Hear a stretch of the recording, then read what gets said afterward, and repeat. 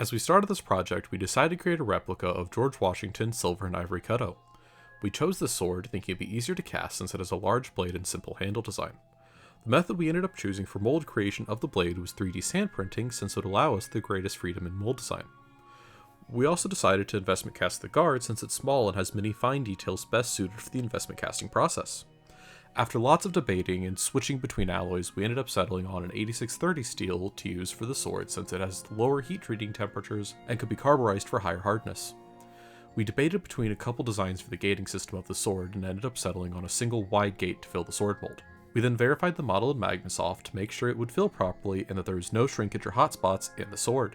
After the first design was verified, we created a second design to have a better chance of a sword filling. With the mold design, we soon printed them in our sand printer and started preparing for a pour to cast our sword. When the time finally came for our pour, we double and triple checked that everything was measured properly. We also had some extra help since this was being used as a training pour for some new research assistants. We had all our alloys laid out in order of addition, we had a plan for everything, so there was no way this pour could go wrong.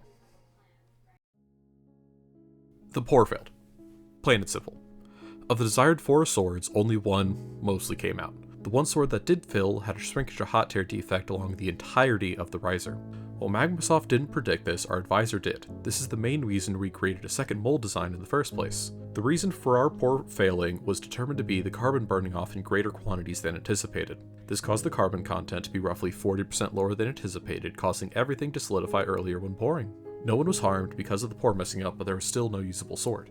This was it. With all our planning and preparation, we didn't account for the pour failing.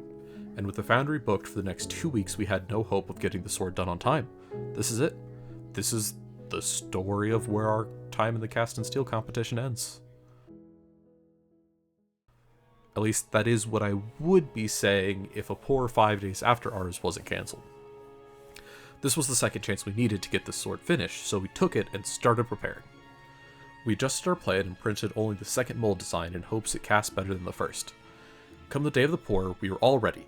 Everything was prepared. The only thing that could possibly stop us is if the furnace didn't start for some reason. The furnace didn't start. At the time, we didn't know what the problem was, so we just switched to a different furnace. After that hiccup, the pour went completely smoothly. Until a firefighter stopped by because someone called about gas. Once we told him what happened, our preheat torch stopped burning for a few seconds. He understood the situation and wished us well. Shortly after that, we poured our molds and saw the vents had metal in them, so we knew we had our swords. The only question is, was there hot tears or shrinkage in them? As we broke out the mold, we saw the only problem on them was a small defect from me putting too much mold glue on the mold. This would have been very easily fixed if it wasn't for the fact that in almost every riser there was shrinkage going into the sword. But this could be fixed even if it did mean losing some strength in the end product of the sword. At this point, we also started working on the guard. We 3D printed it and started adding layers for the investment shell. Everything was on schedule and nothing could stop us from completing the sword by the deadline.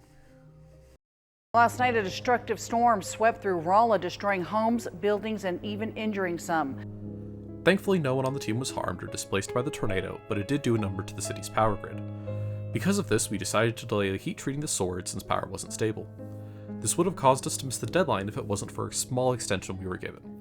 The video, however, wasn't so lucky and is being completed before the sword. Because of this, there are no shots of the completed sword to show. At the time of this video being made, we have the guard finished, the handle mostly finished, and the blade just needs to be sharpened. We should be able to meet the new deadline as long as nothing else goes wrong.